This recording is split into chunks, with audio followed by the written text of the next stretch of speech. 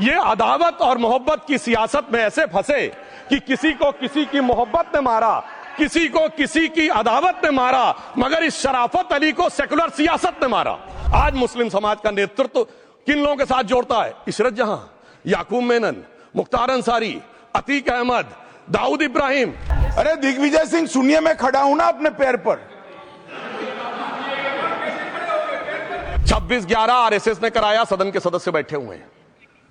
हाफिज साहब, मुस्लिम समाज के बारे में मैं कहना चाहता हूं, आज जब आजादी मिली तो मुस्लिम समाज के प्रतीक कौन थे? उस्ताद बिस्मिल्लाह खां, उस्ताद फरीदुद्दीन डागर, उस्ताद बड़े गुलाम अली, उस्ताद जाकिर हुसैन, जिनकी अभी कुछ दिन पहले डेथ हुई, बड़े बड़े नगमा निवार, हसरत जयपुरी, मजरूर सुल्तानपुरी, साहिर लुधियानवी, कैफी आजमी, जोश मलियाबादी, जिगर मुरादाबादी। अब सर क्या हो गया? तब मुस्लिम समाज इन अदब के शाहकारों के साथ जोड़ा जाता था। आज मुस्लिम समाज का नेतृत्व किन लोगों के साथ जोड़ता है? इशरत जहां, याकूब मेनन, मुख्तार अंसारी, अतीक अहमद, दाऊद इब्राहिम।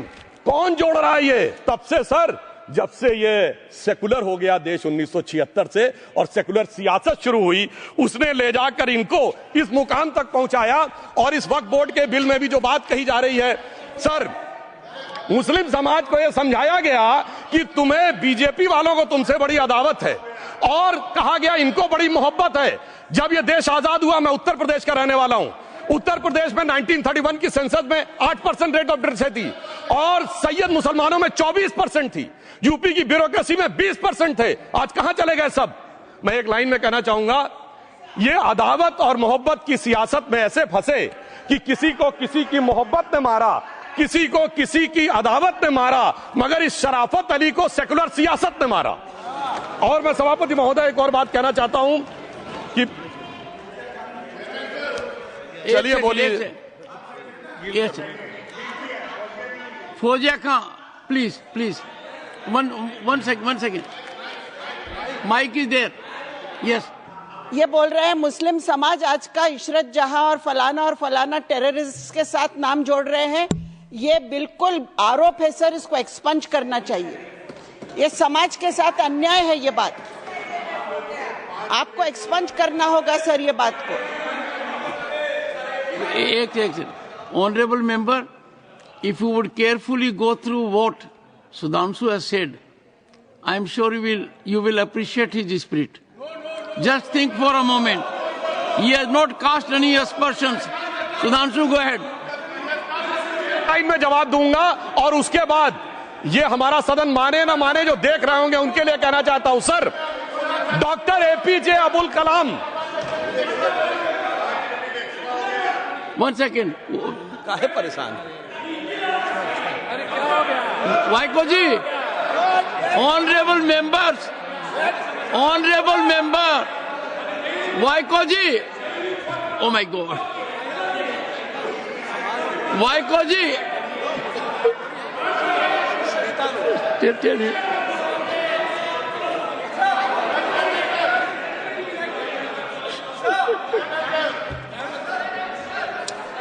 ऑनरेबल एसएम को जी हिंदी समझ रहे हैं।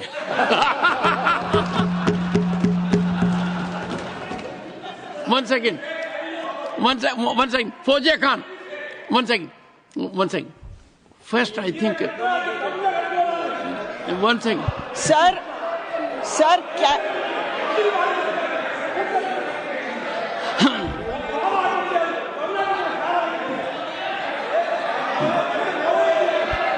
Sir, it cannot be stigmatized. Yes, sir. An entire community cannot be branded like this. Fauziya Khan ji, I'll come to you. I'll give you the opportunity. Honorable Finance Minister. But one line is said. One line. No, one nimisham irungappa, please. He might be very emotional, sir, but that one line he said is objectionable, and I will seek your indulgence to remove it. He said, Tamil Nadu la kaal vai paakren.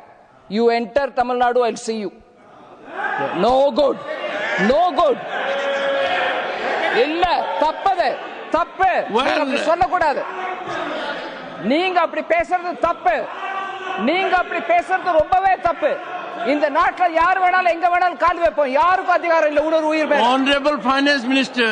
So sir, We I mean, this is atrocious. You set foot in Tamil I have Nadu not and take told you- care. What is that language? We have a home minister after a long time who has brought about changes unthinkable. What he said, you can be fully assured. Yes, Honorable Home Minister.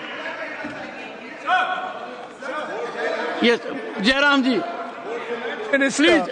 if the Yes, Honorable Finance Minister Honorable Member. has found a statement objectionable, Jairam ji, address the chair.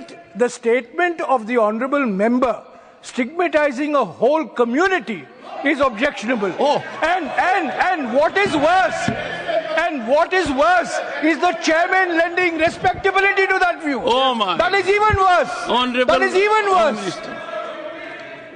मान्यवर, सुधांशु जी ने मुसलमानों के लिए कुछ नहीं किया है, India alliance के लिए किया है। अब मैं एक एक कर बता देता हूं। अरे सुनो ना भाई, आप सुनो तो। अरे दिग्विजय सिंह सुनिए, मैं खड़ा हूं ना अपने पैर पर।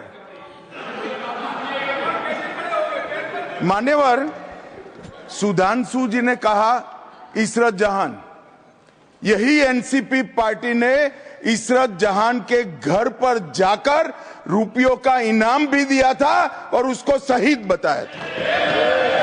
दूसरा कहा अतीक अहमद किस पार्टी से थे? इंडिया अलायंस की। दूसरा कहा अंसारी किस पार्टी से? कांग्रेस और इंडिया अलायंस के। ये सारे नाम आपके साथ जुड़े हैं भाई। उल्टा उन्होंने तो मुसलमान कम्युनिटी से तो ढेर सारे शायरों का नाम दिया जिन्होंने साहित्य की सेवा की और ढेर सारे साहित्य की रचना की। मानी Sudhanshu, please. He is not yielding now. Sudhanshu. सबसे पहले मैं तमिलनाडु का जवाब देना चाहता हूं। Yes. सभापति महोदय, तमिलनाडु से ही डॉक्टर एपीजे अब्दुल कलाम थे और मैं सारे सदन से कहना चाहूंगा, डॉक्टर कलाम का नमाजे जनाजा और याकूब मेनन का नमाजे जनाजा एक ही दिन हुआ। कितने लोग याकूब मेनन के नमाजे जनाजा में गए और कितने डॉक्टर कलाम के नमाजे जनाजा में गए? डॉक्टर कलाम मेमोरियल पे कितने लोगों की फोटो है? दिखाएं मुझे, सोशल मीडिया पे पोस्ट की हो। मगर अफजल हालात का मारा था, आपके एक मंत्री का ऑफिशियल ट्वीट है, वो इस सदन के सदस्य नहीं तो मैं नहीं बोल रहा हूं। याकूब मेनन की जुडिशियल किलिंग हुई, आपके एक नेता का, मिनिस्टर का ऑफिशियल ट्वीट है, सदन के सदस्य नहीं है इसलिए नहीं बोल रहा हूं। और सर 26/11 आरएसएस ने कराया, सदन के सदस्य बैठे हुए हैं। हाफिज साहब और सुनिए, जाकिर नायक शांति का मसीहा सदन में सदस्य बैठे हुए हैं। सर किसने जोड़ा? मैं नहीं कह रहा हूं जोड़ा, हमने किससे जोड़ा मैं बताना चाहता हूं। मैं अपनी बात, सर मैंने नाम किसी का नहीं लिया। सर आपने उड़ता तीर क्यों पकड़ लिया? सर मैंने नाम नहीं लिया, उड़ता तीर क्यों पकड़ लिया? सर मैं पूरी बात करूं। सर मैं कहना चाहता हूं, हमारी सोच मुस्लिमों के बारे में और इनकी सोच में क्या अंतर है। देखिए, जिन लोगों ने मुस्लिम हिस्ट्री नहीं पढ़ी उन्हें मैं बताना चाहता हूं। एक दो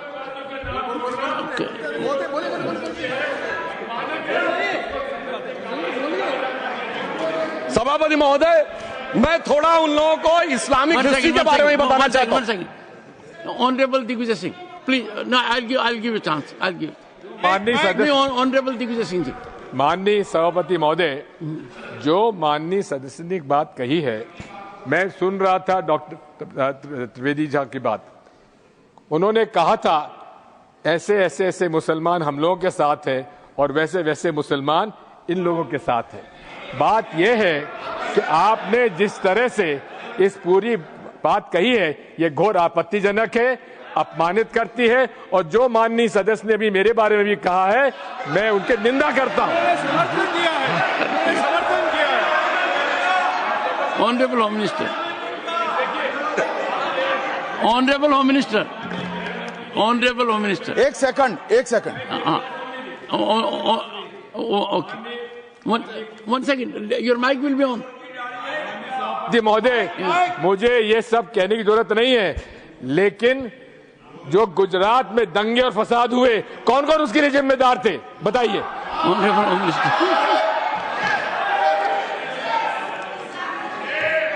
मान्यवर, मैं ध्यान से बारीकी से पूरे संवाद को सुन रहा हूं। माननीय सदस्य सुधांशु जी ने दिग्विजय सिंह का नाम नहीं दिया। अब वो खड़े होकर कहे मेरे बारे में कहा, इससे साबित हो गए। और अभी भी मौका है, अभी भी मौका है। आपने नहीं कहा है कि 26/11 के हमले में आरएसएस का हाथ था, तो अभी खड़े होकर माइक चालू कराकर बुलवा दीजिए माननीय। और आपत्तिजनक बात है, मैंने ये बात कभी नहीं कही है, ये आप लोगों का प्रचार है। मेरी आपत्ति इस बात की थी कि सभी माननीय सदस्य ने और बात कही है कि अब हमारे तरफ ऐसे ऐसे मुसलमान थे और वैसे वैसे मुसलमान हम लोग की तरफ थे। ये पूरे समाज के साथ, पूरे अल्पसंख्यक समाज के साथ अपमानजनक बात है। और माननीय सभापति महोदय, आप बताइए, माननीय गृह मंत्री जी, आप वहां पर जब गृह मंत्री थे, जब दंगे हुए थे, तो आप लोगों का क्या रोल था, ये जन जाहिर करें। जन ऑनरेबल होम मिनिस्टर, इनको मेरा हुआ ऐसा है कि मैं ही दिखाई पड़ता हूं। आपकी सुनिए सुनिए, अब सुनिए ना दिग्विजय सिंह, सुनिए 1 मिनट सुनिए। दंगे शांत होने के बाद 18 महीने के बाद मैं गृह मंत्री बना। दंगा हुआ तब मैं गृह मंत्री नहीं था। सुधांशु त्रिवेदी संदर्भ में किसी का नाम नहीं लिया। अजीज बर्मी की किताब थी 2611 एंड आरएसएस कॉन्स्पिरेसी, कोई जाके चेक कर ले उसमें कौन कौन कहां कहां था। अब मैं मुसलमानों के बारे में कहना चाहता हूं, मुस्लिम समाज के लिए। बहुत से लोग ऐसे हैं जिनको मुस्लिम समाज की हिस्ट्री नहीं पता है। मैं बताना चाहता हूं, भारत से जब न्यूमेरिक सिस्टम सबसे पहले गया तो अल जहार थे सबसे पहले, जिन्होंने जाके 1793 में जो सूर्य सिद्धांत था उसका अरबी में ट्रांसलेशन हुआ सिंध हिंद। और हम बता रहे हैं हम किस तरह के मुस्लिम को साथ रखते हैं। डॉक्टर कलाम से बड़ा आलिम इस्लाम में साइंसदान नहीं हुआ, और आरिफ मोहम्मद खान साहब जो बिहार के गवर्नर हैं, उनसे बड़ा आलिम फाजिल मुसलमान आज सियासी जमात में तो नहीं होगा, यह मैं दावे के साथ कह सकता हूं। मगर मैं बताना चाहता हूं सर, उसके बाद उन्होंने एक किताब लिखी, एक सर 10th सेंचुरी के मुस्लिम राइटर थे जिन्होंने किताब लिखी, उसका नाम था the compendious book of balancing and completion according to Hindu calculation, जिसको शॉर्ट में अल जब्र कहा गया, और वहां से अलजबरा निकला। और सर उसके बाद अल ख्वारिज्म आया। और सर आज मेरे ख्याल से सदन के बहुत से लोगों को नहीं पता होगा, ये जो एल्गोरिथम वर्ड है ये अल ख्वारिज्म से आया हुआ है। एक जमाने में इस्लाम में बैतुल हिकमत था, यानी वो सबसे बड़ा हिकमत का केंद्र था। जब एक से एक लोग होते थे, बहुतों को नहीं पता होगा कि कोलंबस ने जिस नक्शे के थ्रू दुनिया ट्रेवल किया था, वो बनाने वाला भी एक मुस्लिम था, अल इदरीसी। मगर सर एल्गोरिथम आज ऐसा बदला कि एआई के एज में दलगत भावना से ऊपर उठकर औरंगजेब के साथ खड़े हो गए। सर ये एल्गोरिथम किसने बदल दिया, ये मैं बताना चाहता हूं। इस पे थोड़ा सोचने की जरूरत है। इसलिए मैं कहता हूं मुस्लिम पॉलिटिक्स की सोच क्या थी, हमने किन मुसलमानों का साथ दिया है, मैं बताना चाहता हूं। सर वीर अब्दुल हमीद की शहादत की 50वीं वर्षगांठ 2015 में हुई। प्रधानमंत्री मोदी जी ने उनके पूरे परिवार को और उनकी पत्नी को बुला के सम्मानित किया, और इन लोगों ने उस यासीन मलिक को, जिसके ऊपर 3 एयरफोर्स के ऑफिसर्स को हत्या करने का आरोप था, वो प्रधानमंत्री आवास में सर साफ दिखाई पड़ता है कौन किसके साथ खड़ा हुआ है, कौन किस तरह के मुसलमान के साथ खड़ा हुआ है। और सर मैं ये भी कहना चाहता हूं, सर ये सर अपने टर्न पे बोलिए। सर पिछले 30-35 सालों से हुआ खड़ा किया जा रहा है। 1990 में जब राम मंदिर आंदोलन हुआ, कहा गया बीजेपी आएगी उत्तर प्रदेश में खा जाएगी। सर बीजेपी आने के बाद उत्तर प्रदेश में जानते क्या हुआ सर, 22 साल से शिया सुन्नी के बीच में जो दंगे चलते थे और मदे साहबा का जुलूस नहीं निकलता था, शिया समुदाय का मदे साहबा का जुलूस लखनऊ में हमारी सरकार में निकलना शुरू हुआ। और उसके बाद कहा गया केंद्र में भाजपा आएगी तो खा जाएगी। सर अटल जी की सरकार आई, इतनी शानदार स्थिति रही। उसके बाद कहा गया गुजरात में आएगी तो भाजपा खा जाएगी। सर गुजरात का मुसलमान आज सबसे समृद्ध मुसलमान है, सबसे ज्यादा जकात वहां से आता है। उसके बाद कहा गया मोदी जी की सरकार आएगी तो क्या होगा। सर मोदी जी की सरकार आने के बाद हमारे साथियों ने बताया है अल्पसंख्यक समुदाय के 70% लोग हैं जिनको किसी न किसी एक योजना का लाभ जरूर मिला है। और सर फिर कहा गया सीए आएगा तो नागरिकता छिन जाएगी। सर उसके बाद भी आपने सब देखा, और सर हम बचपन में सुनते थे कि राम मंदिर बनने लगेगा तो मिडिल ईस्ट के देश पेट्रोल देना बंद कर देंगे। सर राम मंदिर भी बन रहा है, और भारत मिडिल ईस्ट कॉरिडोर भी बन रहा है, और अबू धाबी में भी मंदिर बन रहा है, और 4 मुस्लिम देशों ने सर्वोच्च नागरिक सम्मान मोदी जी को दिया हुआ है। इसलिए मैं कहना चाहता हूं सर, मर्ज हो तो उसका इलाज किया जा सकता है। जैसे हमारे यहां वैद धनवंतर माने गए हैं, इस्लामी अकीदे में वैद हकीम लुकमान माने गए, तो कहा गया है उनके लिए कि इसमें क्या रखा है देखे है जो तू आन के पास, बदगुमा वहम की दारू नहीं लुकमान के पास। यानी मर्ज का इलाज है, पर वहम का इलाज तो हकीम लुकमान भी नहीं कर सकते जो आपने पाल कर रखा है। मैं कहना चाहता हूं, हम किन मुसलमानों की बात करते हैं? आप गंगा जमुनी तहजीब की बात करते हैं। सर दारा शिकोह औरंगजेब का बड़ा भाई था, उसने उपनिषदों का अध्ययन किया, संस्कृत में अनुवाद कराया और नाम रखा सिर्रा अकबर, यानी वर्ड्स ऑफ गॉड। मैंने किसी को दारा शिकोह की जयंती मनाते हुए नहीं देखा। मैं पूछना चाहता हूं, बेगम बीबी ताज, उनके घर पे जाते किसी ने सुना? सर ये बताइए, आलम शेख इतने बड़े कृष्ण भक्त के कवि, किसी ने सुना उनके घर पे जाते हुए? मलिक मोहम्मद जायसी जिन्होंने पद्मावत लिखा, उत्तर प्रदेश के रहने वाले, उनके घर पे कोई गया? ये बताइए, ब्रिगेडियर मोहम्मद उस्मान के घर पे कौन गया? आजमगढ़ में, गाजीपुर के रहने वाले थे।